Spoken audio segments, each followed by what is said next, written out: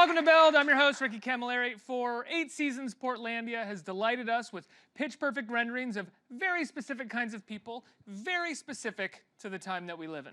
Alongside Fred Armisen, from the beginning has been Carrie Brownstein, who not only writes and stars in the show with Armisen, but has appeared on other shows like Transparent and movies like Carol, and is also the lead guitarist of one of the founders of the seminal rock band Sleater-Kinney. Basically, she's in all of my favorite things. Before we get started, I want to remind our audiences at home they can submit a question using the Submit a Question button right next to this video they're watching. For now, let's take a look at this season of Portlandia. Planned Parenthood under attack. Candace, now I'm angry. Fuming. What are the rules about opening up a clinic of your own, like a women's health clinic? Well, it seems like we need a medical degree, which I don't have. We'll learn.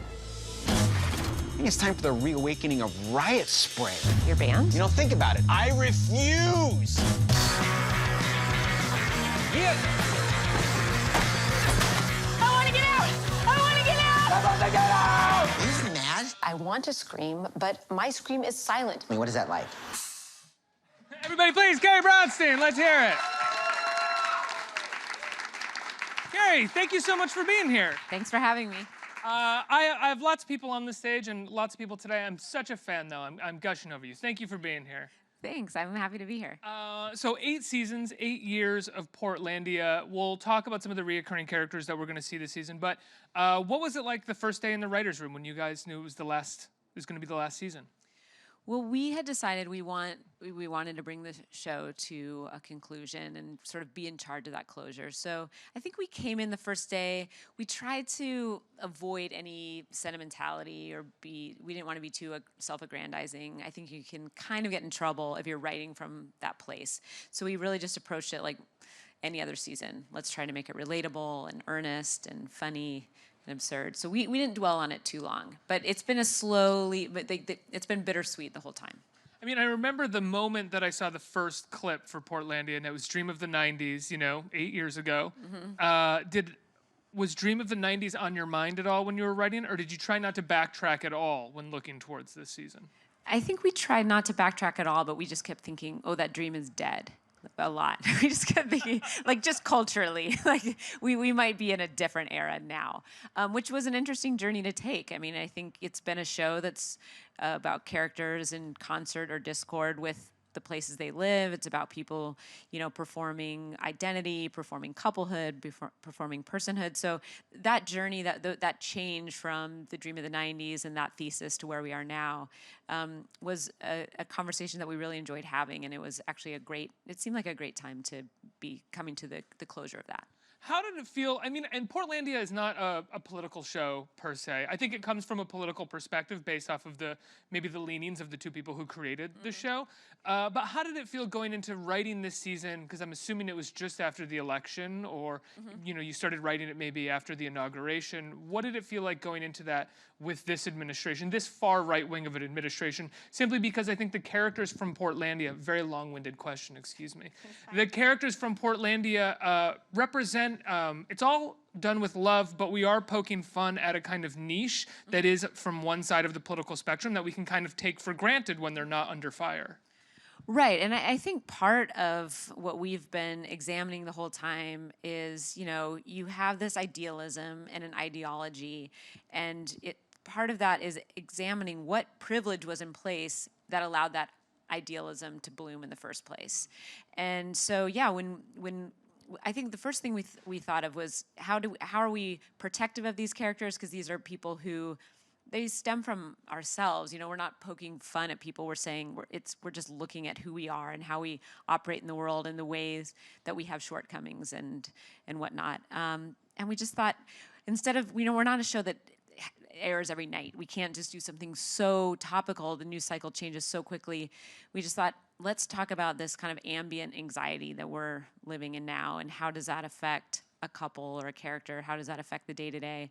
And so some things feel very zeitgeisty. You can't ignore the context in which you're creating. But I think it's also okay to sort of hit upon moments of levity, which we've always done. But you're right. I mean, the perspective, my feminism or Fred's liberalism are baked into the DNA of the show. And it's something that you can kind of poke fun at when it's not something that is so clearly on the other side of the political spectrum, or the mainstream of this country right now, if the mainstream is what the administration is?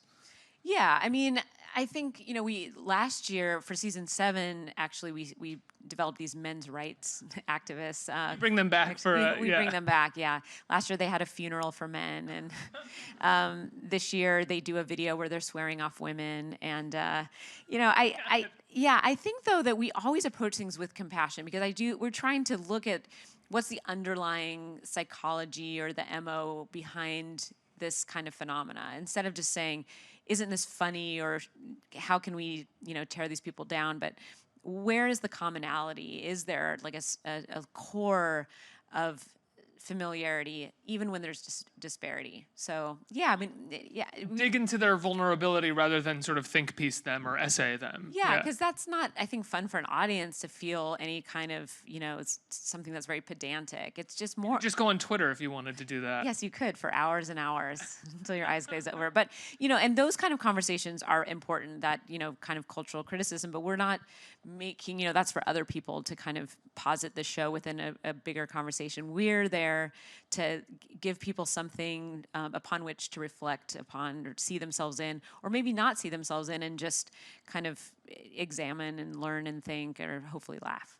What is it like for you to say goodbye to Portlandia? Because I think Portlandia is sort of a different beast, I think, for Fred, in the sense that he had SNL before that. You were primarily a rock musician. You'd done a little acting here and there, but since Portlandia, you've directed episodes for other shows. You've been in Transparent. You were in a Todd Haynes film, Carol, which is one of the great movies of the last decade, I think. I mean, what is it like to have started with this little sketch show and seen it blossom into this whole other career that you may not have even have thought about having before? I guess I just feel grateful. I mean, I think there was always a part of me that was interested in analyzing and thinking about this world, in which I was a part. Even in Slater-Kinney, so much of our songs are about forming a connection with other people, creating a context and noise that people could kind of rally around. Portlandia was another version of that, sort of throwing something out into the world, hoping it stuck, hoping that, people could kind of coalesce around it. So to me, the through line is writing, and now I feel like I have a platform to do that and continue doing that. And directing, I think, is just a nice way of being able to elevate the stories with a visual language. So I just feel really lucky that I get to continue that. When was the first moment on Portlandia that you felt like you knew how to write a sketch? The first sketch where you're like, oh, I'm not just with a team of writers right now. I know how to do this. I've learned it. I think the process for all of us changed, because we started out thinking a lot less about narrative arc, and we started out a little more conceptual, and then we realized we wanted to write for characters. So I remember the Battlestar Galactica sketch, which was a through line. So basically the show is sort of set up where there's a through line, which is, an overarching story that takes up 3 segments. And so you get to go on a little journey there. And we did this sketch where this couple is binge watching the show Battlestar Galactica. And it starts out, that's a very relatable premise. You understand what it is. And then all of a sudden it veers in part 2 to they get to the final episode. They cannot believe it. They have given over their life to binge watching TV. And so they go to find the creator of the show to beg him to write more episodes of Battlestar Galactica, which is ridiculous.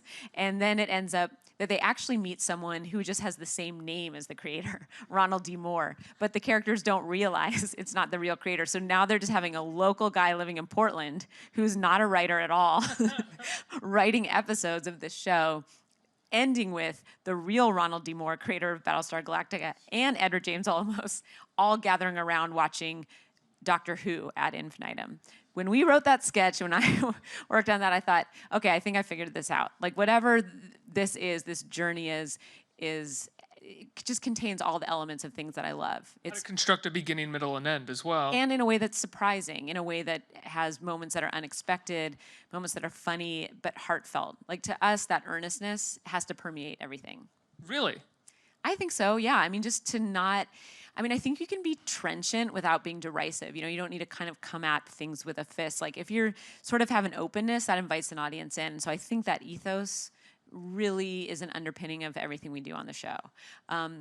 but that sketch to me, yeah, it's still important to be funny. I think at the end of the day, we still think, well, we're making a comedy show, we're making a sketch show, and how does that work in terms of getting people to laugh and think? Now you were living in Portland at the time when you first created the show, right? And you'd been there for quite some time. Yeah, I'd already been there. I grew up in the Pacific Northwest outside Seattle, moved to Portland in 2001, so I'd already been there a decade, and then continued to live there, a total of 16 years. One of the things that I think Portlandia does so well is that, sure, it's about characters in Portland, but Portland itself becomes a kind of symbol for very certain kinds of walks of life that all sort of blend together. When did you guys realize as creators that it wasn't about just finding characters in Portland to represent, but Portland ended up representing something kind of greater? Yeah, I mean, culturally, I think Portland, we knew that it was a microcosm for so many other mindsets. And the reason we called it Portlandia was that instead of Portland was because we wanted it to have an elevated quality. We wanted it to be about a place that was aspirational and that felt dream of the 90s. Dreamy and kind of curated and sort of a state of being, a state of existing instead of a literal place. And after the first season, we realized that, not only do people in Portland get it, but that sort of around the country and even the world, people thought that is who I am. I see myself in that, or that's someone I know, or that's the kind of person I've been trying to figure out. So thanks for helping me to figure that person out. You said that you tried not to be sentimental about the writing, and I read an interview recently where because you guys are producing and writing and acting the show, you couldn't really be sentimental on set. So have you been able to have a moment with the show at all, ending, where you've been able to be sentimental, or are you the type of person who's very good at removing yourself from sentimentality? Both. I mean, I think it's harder. Sentimentality is anathema to like making something really interesting, but I do want to allow myself an appreciation for what we've done, the work we did, all the people that I've really enjoyed, creating with or, playing off of. So yeah, it's starting to seep in, and we noticed like when we were filming, other actors like Kyle MacLachlan, who's been on the show since season 1, we filmed the mayoral scenes kind of halfway through our production schedule, and he was very emotional as it ended. So we kind of just kept seeing, the sadness and just the wistfulness reflected on someone else's face. And it's definitely settling in. I think I'll be in a little bit of denial for a while, but I'm definitely gonna miss it. Do you and Fred have projects in the future that you want to work on together, or are you taking a break after having worked together for so long? I think both. Right? I mean, right now we're taking kind of a logistical break, both embarking on new endeavors. But we see Portlandia as something that we can return to, and we were friends before it started. So this isn't the end of Portlandia, so to speak, just for a little while. Just for a little while. I think something we'd love to do is kind of go on tour, and both of us love performing, love interacting with audiences in a live setting. So, yeah, I think there'll be more things that come from our collaboration. I don't know the shape that will be, but I think it will be Portlandia-esque, because that's kind of where our sensibilities meet. Now, there's a movie that's at Sundance this weekend with Joaquin Phoenix, and it's directed by Gus Van Sant. He can't get far on foot, I believe it's called. Yeah. Excuse me. He won't get far on foot. He won't get yeah, far don't on worry, foot. he won't. Don't worry, he won't get far on foot. I was close. It just rolls off the tongue. You just need a catchy acronym for that. And if either of us can come up with that acronym off the top of our heads, We'll go foot. I know. Yeah. So, you've had Gus Van Sant in the show, and he is from Portland. He's made a few. He's shot a number of movies that in Portland, I believe. Yeah, My Own Private Idaho. Yeah, and Drugstore Cowboy. Both those movies are just the best. Yeah. What was it like when you got to put him in the show?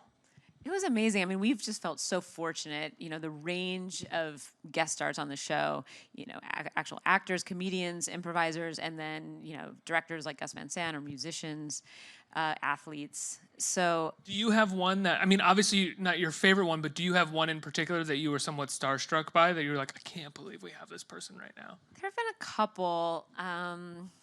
One year we had Martina Navratilova, the tennis player.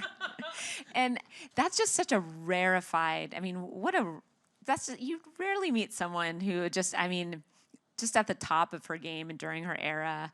And I just kept thinking, why did you say yes to this? But that kind of openness and generosity which we put forth, I think, is always returned to us with our guest stars, and people are always surprising. People who rightly so take the work they do are very, very serious. Can be academic, intellectual, just about what they're doing. Musicians like Eddie Vedder run the Jewels.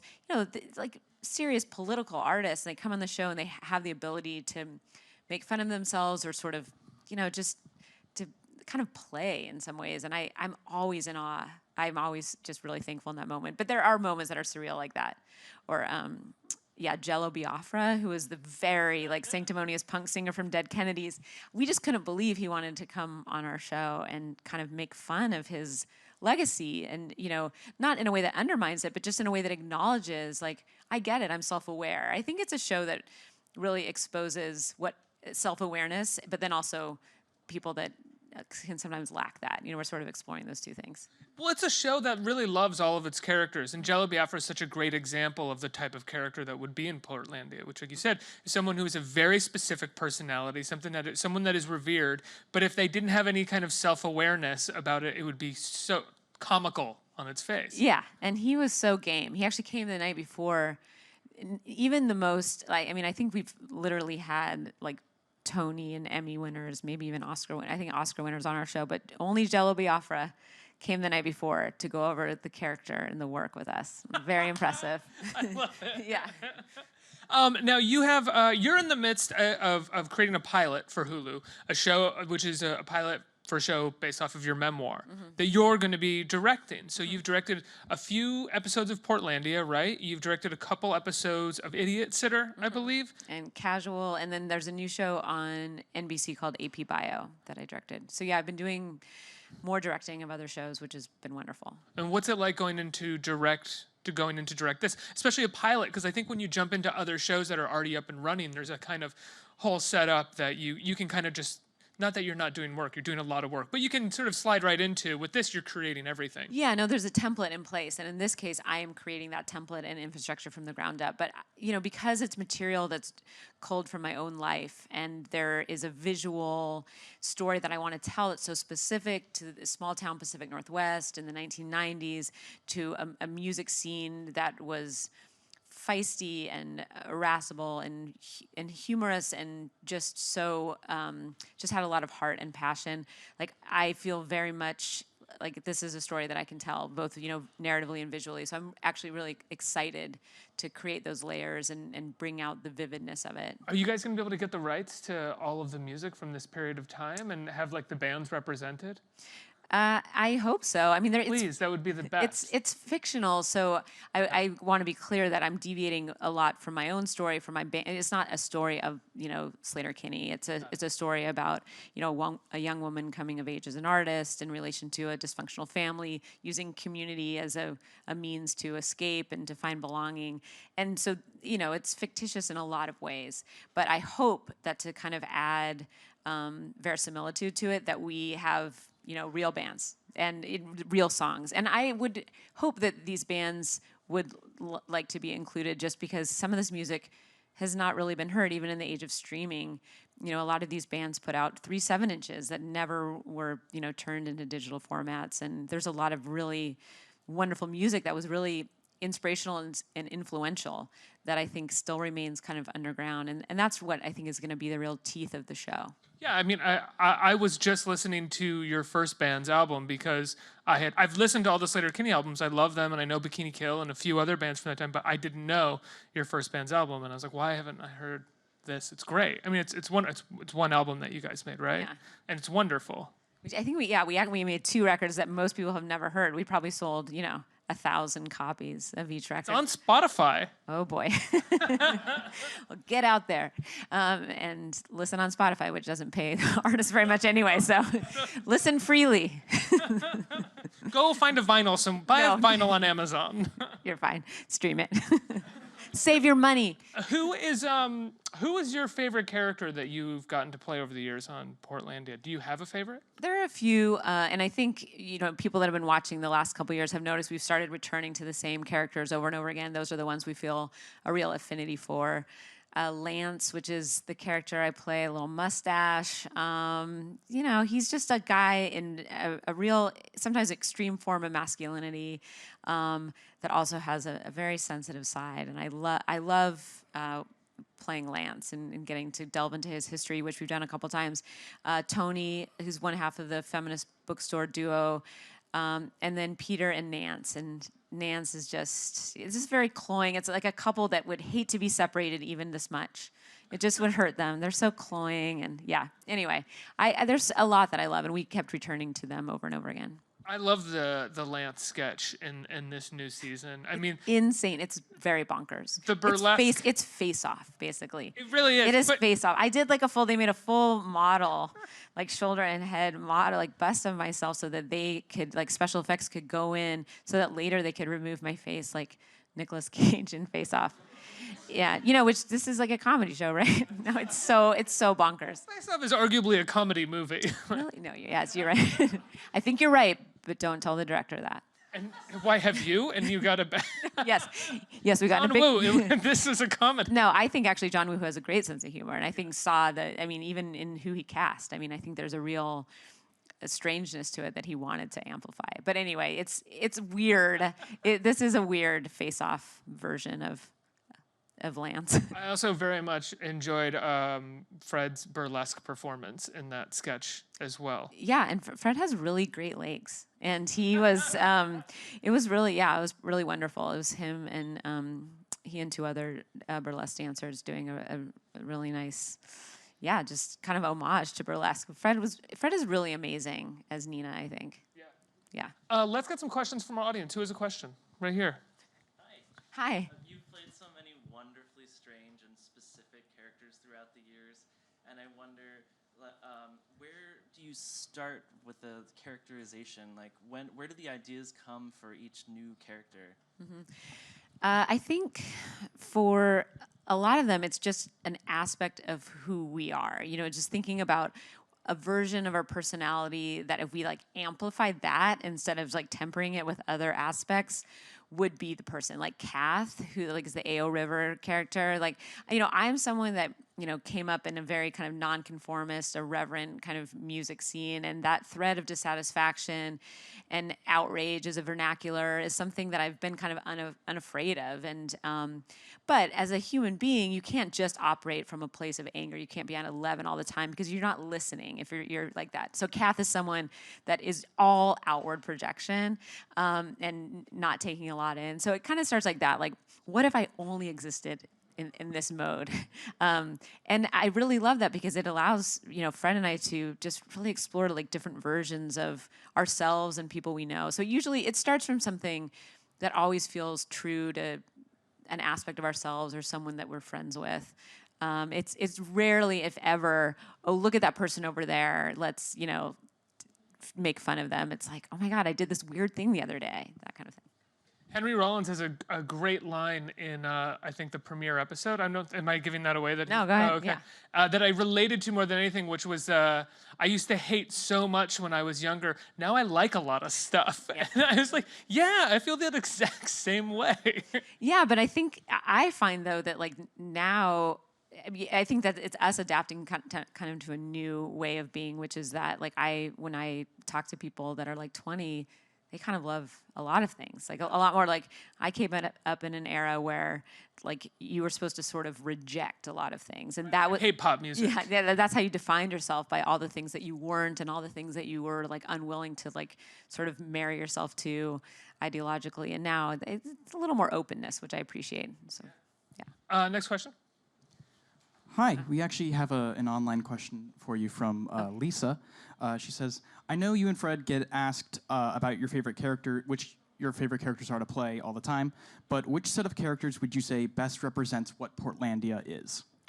Oh, that's a good question. I mean, I think ideally, no single character represents Portlandia. The idea is that we're trying to come at something through multitudes and through a variety of experiences and voices and perspectives, so that, you know, there's not one that is like, well, that's, you know, Portlandia. But I mean, I think from just a level of absurdity, I do think Lance and Nina can sometimes embody all the things that we hope to get right.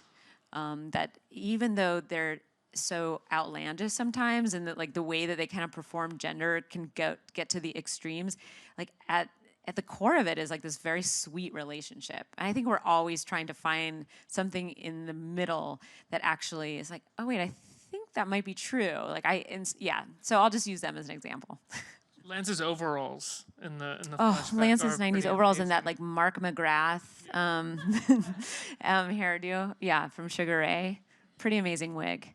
Lots of gel. Can I ask what album? This is based off of an album cover, It's isn't kind it? of, it's like a Warhol sort of Okay. homage. Yeah. Yeah. Yeah. Okay. Next question. I think we have time for one more. Hi, Carrie. Hi. I'm such a huge fan of the show. I'm sad that it's ending, but I was just wondering, like, what was the most memorable thing that you're gonna take away from this show after it's over? I think something that we didn't realize at the time was we shot everything on location. There are very few shows. I can't think of very many at all that, you know, really every single day we shot, we were in a different Portland home. We were in a different Portland store, place of business, or out in nature. And to me, just getting to experience that with people whom I love, with a great crew and cast, and in a city that I consider home and that I have so much affection for. That to me is the takeaway. Like just being so lucky to tell one story, and there's so many other stories about place and about people's experiences with where they live. But I feel so lucky that I got to tell my own, or sort of a silly version of it. And so I just feel very lucky, and I hope that it opens doors for other people, filmmakers in the Pacific Northwest, or people that are just coming from outside of these, sort of media strongholds. Like where I come from has a story to tell, and the people from there are a lot more like you than you think. So I guess that's my main takeaway. Are you able to walk the streets of Portland without getting recognized? And Yeah, I mean, I've lived there before, so I feel like there's, I've been there a long time. Yeah, I mean, I think I get recognized, but it's a pretty chill city. Like the way New York is very mellow in terms of that, in terms of like, people don't bother you. They just kind of go, oh, there's Carrie. yeah, like a then they quick keep glance. going. Yeah. I've had the same neighbors for many, many years. They just rave about how quiet I am. I think when I moved in, I was in a band, and they just thought it was gonna be like a frat party, and then they were like, oh, you never leave your house, okay. Carrie, the new season's wonderful. I'm looking forward to the show when it airs, and also seeing this new Gus Van Sant film that you're in called Hugo Fuff. Yeah. Oh, well, nice. Was that- Did someone just feed that into your ear? No, I just tried it. He won't he won't go far on foot. Hugo Fuff. Yeah. Hashtag that. That will be the hashtag. I know. And the production company is pretty excited. The studio's like, yes, we love that. He did it for us. We didn't have to give it to them. Yeah. This Thursday night, 10 p.m. Tonight. IFC. Oh, tonight. Yeah. Sorry. This Thursday is tonight. This Thursday. Yeah, that is true. Yeah. I'm a mess, guys. Carrie, thank you so much for being here. Congratulations on everything and the whole show. It's been great to watch it. Thank you for having me on, and thanks, you guys. Carrie Brownstein, everybody.